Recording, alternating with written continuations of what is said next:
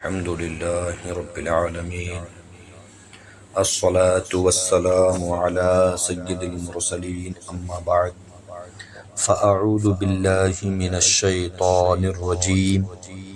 بسم الله الرحمن الرحيم. پڑھے الصلاة والسلام عليك يا رسول الله وعلى آلك وأصحابك يا حبيب الله.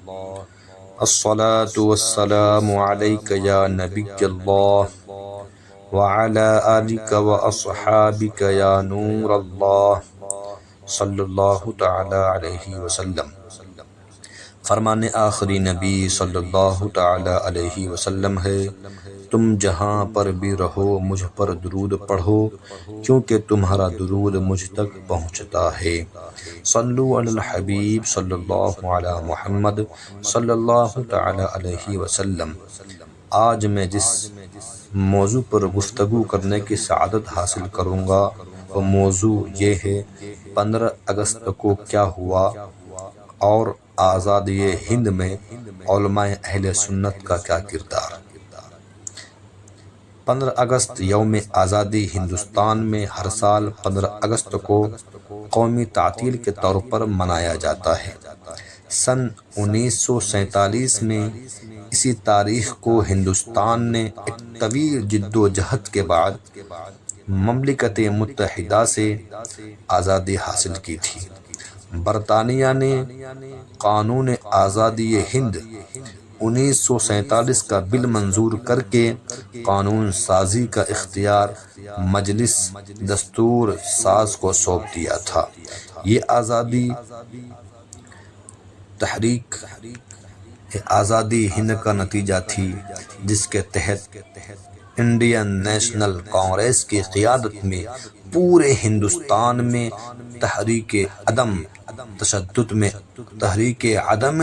میں عوام نے حصہ لیا اور اس جد و جہد میں ہر کس و ناکس نے اپنا تعاون پیش کیا. ہندوستان کی آزادی کے ساتھ ساتھ تقسیم ہند کا واقعہ بھی پیش آیا اور برطانوی ہند کو 2 ڈومینین میں تقسیم کر دیا گیا. 15 اگست سن 1947 کو انڈیا کے وزیر اعظم نے دہلی میں واقع لال قلعہ کے لاہوری دروازے پر بھارت کا نیا پرچم لہرایا. اسی دن ہر سال بھارت کا وزیر اعظم بھارتی پرچم لہراتے ہیں اور ملک کو خطاب کرتے ہیں، اور اس دن پورے ملک میں اسکول، مدارس، جامعات اور دیگر مقامات پر قومی تعطیل منائی جاتی ہے، یعنی قومی چھٹی منائی جاتی ہے، اور جگہ جگہ پرچم کشائی اور دیگر رسمی تقریبات کے ذریعے جشن آزادی منایا جاتا ہے. ہے محبت اس وطن سے اپنی مٹی سے ہمیں، ہے محبت اس وطن سے اپنی مٹی سے ہمیں، اس لیے اپنا کریں گے جان و تن قربان ہم، اس لیے اپنا کریں گے جان و تن قربان ہم. آزادی ہند میں علماء اہل سنت کا کردار. میرے پیارے اسلامی بھائیوں، دنیا میں مسلمانوں نے اپنی قوم، اپنے ملک و وطن کے لیے بے شمار قربانیاں دی ہیں. اسی طرح جب ہندوستان نے انگریزوں کو 7 سمندر پار واپس بھیجنے کا معاملہ آیا تو مسلمانوں نے اپنا تن من دھن سب کچھ داؤ پر لگا دیا. ٹیپو سلطان نے جو قربانیاں پیش کی 18ویں صدی کے تاریخ میں اس کی مثال نظر نہیں آتی. ٹیپو سلطان انگریزوں کے لیے آخری قلعہ ثابت ہوئے. انگریزوں کا تسلط جب پورے ہندوستان پر ہو گیا، اس کے بعد انگریزوں نے جو بربریت اور ظلم و ستم کے داستان مسلمانوں کے خون سے لکھی وہ یقیناً بھلائی نہیں جا سکتی. ہندوستان کی آزادی کے لیے ملک کے ہر قوم جد و جہد میں لگی ہوئی تھی، مگر سوال یہ تھا کہ پہل کون کرے گا. جب ہندوستانی عوام اس کشمکش کا شکار تھی، اس وقت دہلی کے جامع مسجد سے ایک آواز انگریزوں کے خلاف مزاحمت کی بلند ہوئی. یہ آواز قائد آزادی استاد مطلق حضرت علامہ فضل حق خیر آبادی رحمۃ اللہ علیہ کی تھی. آپ ہی نے وسیع پیمانے پر سب سے پہلے انگریزوں کے خلاف مزاحمت کا علم بلند کیا. علماء سے اس کی فرضیت پر فتویٰ لیا، جس پر اسی وقت دہلی کے 33 علماء حق نے دستخط کیے، جس کے نتیجے میں 1857 کی جنگ آزادی رونما ہوئی، جسے انگریزوں نے غدیر کہا۔ اس میں قائدین و آزادی کے علم برداروں کی بڑی تعداد مسلمانوں کی تھی۔ لاکھوں عوام اہل سنت نے اپنا خون نظر کر کے پیش کر کے حب الوطنی یعنی وطن سے محبت کا ثبوت پیش کیا۔ ہزاروں کی تعداد میں علماء شہید کیے گئے، لاکھوں آزادی کے علم بردار سولیوں پر لٹکائے گئے۔ آزادی کے علم بردار مسلمانوں کی فہرست کافی طویل ہوتی گئی۔ پھر ہمارا ملک ہندوستان آزاد ہوا۔ آج ہندوستان کی دھرتی اگر سر سبز و شاداب ہے تو اس ہریالی کے پیچھے مسلمانوں کا بہتا لہو بھی کار فرما ہے۔ حرارت ایمانی سے گرم خون ہی نے اس مٹی کو سرخیز بنا رکھا ہے۔ جب انگریزوں کی جانب سے ظلم و ستم بڑھنے لگا تو مختلف لوگوں نے ایکشن لینا شروع کیا۔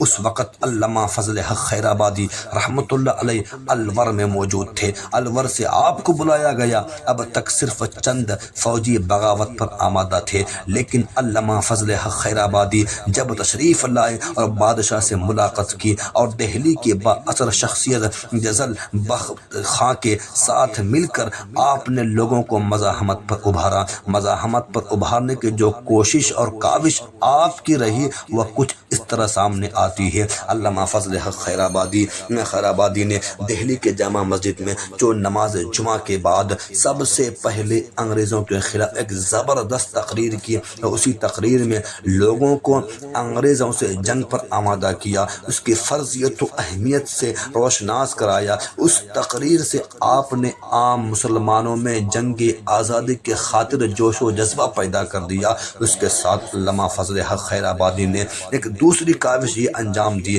کہ اسی روز نماز جمعہ کے بعد ایک استفتاء یعنی سوال نامہ مرتب کیا، اور وہ سوال نامہ اس وقت کے اکابر جید علماء کی خدمت میں پیش کیا، اور اس سوال نامے میں یہی تھا کہ انگریز جو ہندوستان پر غاصبانہ قبضہ رکھتا ہے، وہ اسلامی شعار کو مٹا رہا ہے، اسلامی تعلیمات کو بند کر رہا ہے، عورتوں کے حجابات پر پابندی نافذ کر دی ہے، مسلمانوں کی ختنہ پر پابندی لگا دی ہے۔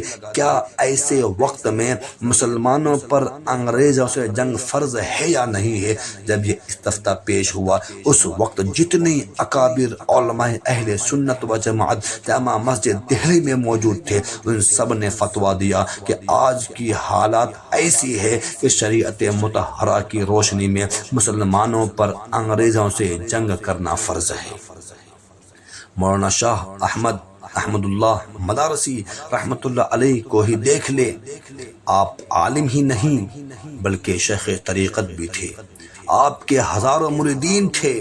آپ نے اپنے بے شمار مریدوں کو اکٹھا کیا، سب کو فوجی تربیت دی، انگریزوں کے خلاف لڑائی لڑی، مزاحمت کرتے ہوئے لکھنؤ تک پہنچ گئے، آدھے لکھنؤ پر قبضہ بھی کر لیا تھا۔ لیکن پھر ہوا یہ کہ ایک نااہل شخص جو کہ انگریزوں کے ساتھ مل چکا تھا، اس کی وجہ سے مولانا شاہ احمد اللہ مدارسی رحمۃ اللہ علیہ کو آدھے مقبوضہ لکھنؤ سے ہاتھ دھونا پڑا اور آپ شہید ہو گئے۔ اسی طرح مولانا لیاقت علی الہ آبادی رحمۃ اللہ علیہ کو بھی دیکھیے، آپ بھی عالم اور شیخ طریقت تھے، آپ کے ہزاروں مریدین تھے، آپ نے بھی اپنے مریدین کو جنگ آزادی کے لیے آمادہ کیا اور خود بھی ان کے ساتھ مل کر جنگ آزادی میں حصہ لیا۔ نتیجہ یہ ہوا کہ بعد میں علامہ لیاقت علی الہ آبادی کو بھی گرفتار کیا گیا، آپ کو بھی جزیرہ انڈمان بھیج دیا گیا، جسے کالا پانی بھی کہا جاتا ہے۔ وہیں پر مولانا لیاقت علی صاحب الہ آبادی کی قبر آج بھی موجود ہے۔ ایسے ہی مفتی عنایت احمد کاکوری رحمۃ اللہ علیہ ہیں، یہ بھی اہل سنت و جماعت کے جلیل القدر عالم دین گزرے ہیں۔ آپ نے اپنے قیام بریلی کے دوران انگریزوں کے خلاف جنگ کا فتویٰ دیا تھا۔ وہی فتویٰ بغاوت سرد ہونے کے بعد جب انگریزوں تک پہنچا تو انگریزوں نے آپ کو بھی گرفتار کر لیا اور کالا پانی کی سزا دی۔ اسی طرح مفتی کفایت علی کافی مراد آبادی رحمۃ اللہ علیہ ہے، انہوں نے بھی انگریزوں کے خلاف جنگ آزادی میں حصہ لیا تھا اور ان کو بھی انگریزوں نے پھانسی کی سزا دی۔ جب انگریز آپ کو پھانسی کے لیے لے جا رہے تھے اس وقت آپ کی زبان پر یہ اشعار تھے، کوئی گل باقی رہے گا نہ چمن رہ جائے گا، پر رسول اللہ کا دین حسن رہ جائے گا، نام شاہان جہاں مٹ گئے لیکن یہاں حشر تک نام و نشان پنجتن رہ جائے گا، ہم سفیروں باغ میں ہی کوئی دم کا چہچہا، بلبلیں اڑ جائے گی سونا چمن رہ جائے گا۔ جو پڑھے گا صاحب لولاک کے اوپر درود، جو پڑھے گا صاحب لولاک کے اوپر درود، آنکھ سے محفوظ اس کا تن بدن رہ جائے گا، سب فنا ہو جائیں گے کافی و لیکن حشر تک نعت حضرت کا زبانوں پر سخن رہ جائے گا۔ میرے پیارے اسلامی بھائیوں، جنگ آزادی کے قائدین علماء میں سے یہ چند مختصر تعارف ہے، نام تو بہت سارے ہیں۔ میرے اسلام وقت کی کمی کے بنا پر میں اپنی گفتگو کو انشاءاللہ یہ آخری بات کہہ کر ختم کرنے کی سعادت حاصل کروں گا۔ میرے پیارے اسلامی بھائیوں، ہمارا پیارا وطن ہندوستان ہماری پہچان ہے۔ ہم دنیا کے کسی بھی خطے میں چلے جائیں ہماری پہچان اسی سے ہے اور ہم ہندی مسلمان ہی کہلائیں گے۔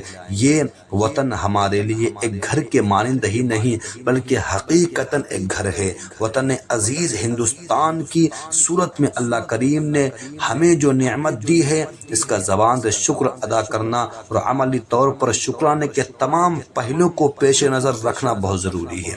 کسی بھی ہندوستانی شخص سے پوچھا جائے کہ کیا آپ کو اپنے وطن سے محبت ہے تو یقیناً اس کا جواب ہاں میں ہوگا، اور کیوں نہ ہو کہ یہی تو وہ گھر ہے جہاں ہم آزادی کے ساتھ سانس لیتے ہیں، اللہ کریم کی عبادت بلا کسی خوف و خطر کرتے ہیں، رسول کریم صلی اللہ تعالی علیہ وسلم کے محبت میں گلی گلی محفلیں منعقد کرتے ہیں، اولیاء کرام کی عظمتیں بیان کرتے ہیں، دینی تعلیمات بلا کسی روک ٹوک سیکھتے سکھاتے ہیں۔ میرے پیارے اسلامی بھائیوں، اللہ رب العزت کی اس نعمت سے محبت کے کچھ تقاضے اور نعمت عظمیٰ کے شکرانے کے کچھ صورتیں ہیں، چنانچہ ہم میں سے ہر ایک کو چاہیے کہ ان تقاضوں کو پورا کرے اور ملک کی تعمیر و ترقی میں اپنا حصہ ملائے۔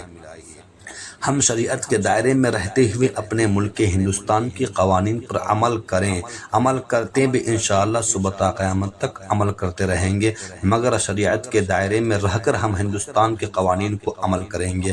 اگر شریعت کے خلاف ہو تو ہم پھر یہ برداشت نہیں کریں گے۔ ہم شریعت کے دائرے میں رہ کر ہندوستان کے